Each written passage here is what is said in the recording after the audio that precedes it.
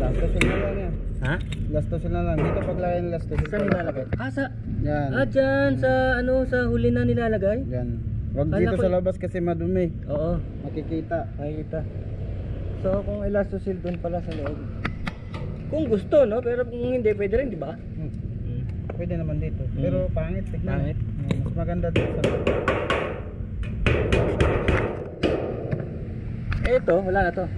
Yeah, pag kung may ano, may gutter doon, ano, flashing. Papasok mo dyan. So yan na yun. Yan na yun. Yan na yun. Okay. Eh dito naman para ano, hindi maganda tignan. Paano ba ang batas natin dito? Idudugtong na ba? Di Oo, ba? sige. Sige. Gaganyan mo lang. Yung pagpatong nito paano? Tama ba yan? O kailangan itong Pwede mambento ganun. Yan, pwede yan. Hindi ko sinong nauna sa kanila, wala naman kasi. Hindi, kung papunta yung tubig doon, pag ganun yung tubig eh. nasa ibabaw to.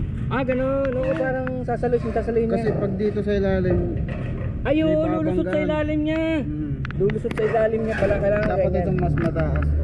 Oo, kung pag ganun ang tubig. Oo, dapat nasa... Tapos ilan dito ang rivet natin? Isa, dalawa, ganun. Pwede naman dito lang. Sa taas lang, hindi na sa baba. Eto. Akong ibang bin din ako, hindi magparehas. Dito. Yun nga inaano ko, nag-overlap yung mga yun. Kaya tataka ko bakit pantay na pantay sa iba eh. Di nagparehas yung ano bin. Yan o. Okay. Ano ang diferensya? Parang ganito rin pala, oh. Ano nyo? Malaki o. Yan o. Dito pa. So, ibig mali yung bend na yan. Yung isa kaya? Yes, natin. Yung isa yun, ha? Ito.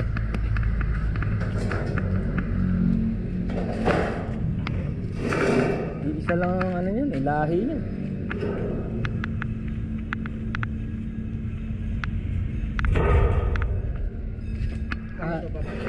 Ayun ha? Nakapapantay ito. Ay, ganun din. Kala ko may style yan para pumantay ng pantay-pantay. Hindi dapat for parehas.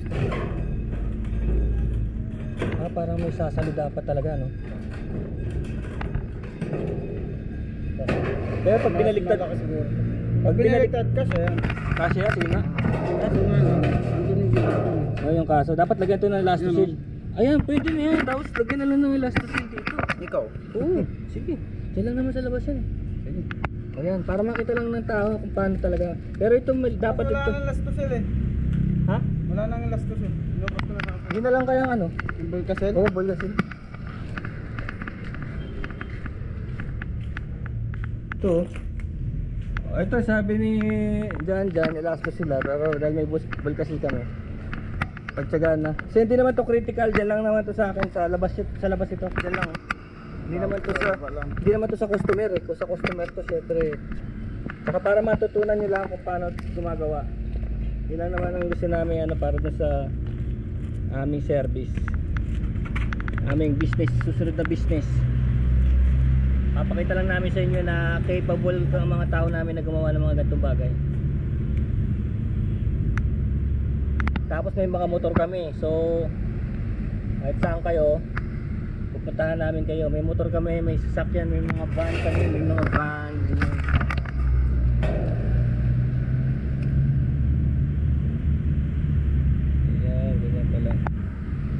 Yung haba nito, talagang isang dangkal, ganon, pwede na yun. Pwede na. Oo. Huwag naman sobrang liit, no? Kasi para magsusuportahan pa rin sila eh. Kailangan pa rin nila magsuportahan eh. Yan. Okay, yun. So mga ilang rivet lang tayo dyan. Sa taas lang, no? Pwede na. Kahit meron din yan. Kita nyo, nagagawa ng riveter, no? Talagang magkakahiwalay na bakal na ano, napapagdugtong.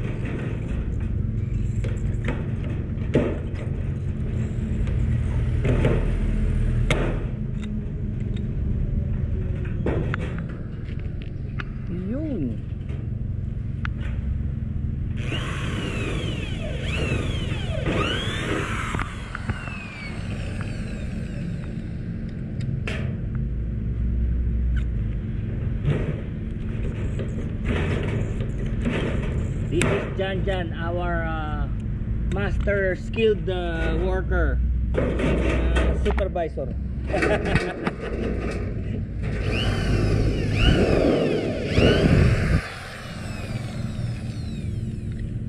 So importante din yung mga riveting points, ha. Nakikita nyo dito no, talaga sinigurado ni Jan Jan na nasa ilalim para mag-clip siya, norma siya. Kasi yung umpok niya, kailangan magpantay yung umpok niya. So dito tignan natin kung paano isasara.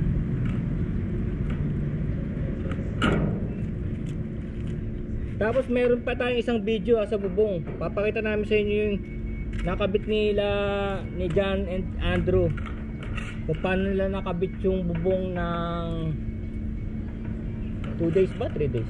3 days na ikabit yung bubong dahil sinuwerte kami hindi umulan. Pero ang forecast uulan kaya lang sinuwerte nga kami. Baklas kabit. Binaklas namin yung luma, sinuportahan namin ng bagong C-Parlin winelding, tapos nagkabit ng bago. Tapos may kasamang alulod na ganito. So kinakabahan kami noon kasi baka umulan dahil nga nandun lahat ng gamit, di kuryente, ganyan. Tama kami ng kidlat, so makuryente kami dahil matutubigan yung kuryente. Buti pinagpala, wala nangyaring ganun. Kasi umalis nga ako noon nagdala nga ako ng raincoat, may kinuha kaming motor, di ba? Kinuha kaming motor na big bike sa Triumph Green Hills. Kala namin ulanin kami dun pero yun na talaga ang natin kapalaran, talagang paiba-iba na panahon. O yan nakita nyo kung saan siya nag-anchor point rivet, di ba? Yung anchor point, yung pinaka-essential lang, essential. Tsaka of course naka-bull kasi tayo sa loob niyan. So yan, yung mga anchor points niya napaka-critical.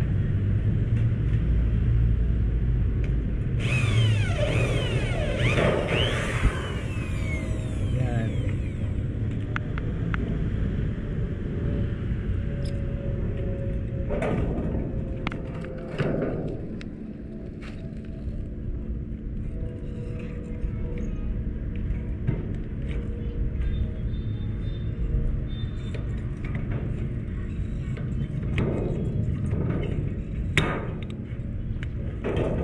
Okay.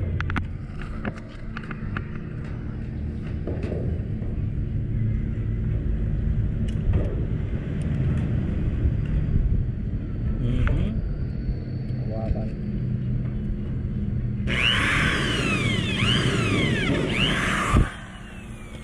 Okay, 30 minutes na tayo.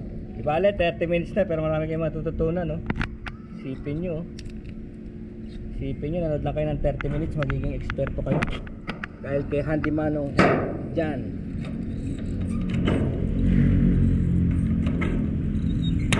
Alright, so that's it. Isa pa sa gitna, bumubuka, no? Okay, pero tignan nyo yung haba kung saan nag-overlap. Isang dangkal. Isang dangkal lang.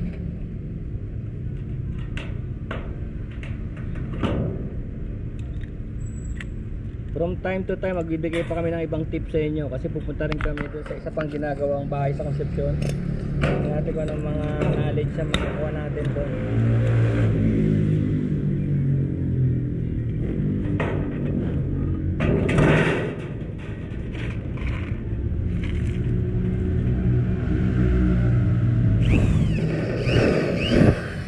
So parang tinitignan lang ni Jan kung saan yung mga bumubuka kasi siyempre nag-overlap yung dalawang to. Kung saan yung bumubuka kaya nilalagyan pa ng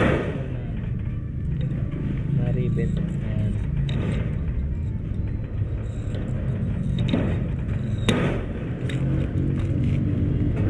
Okay.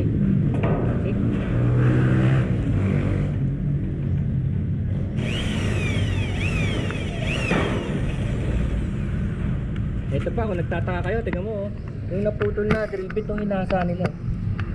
Nagamit pa nila putol na Okay. Ito lalagyan natin ng bull kasi kaya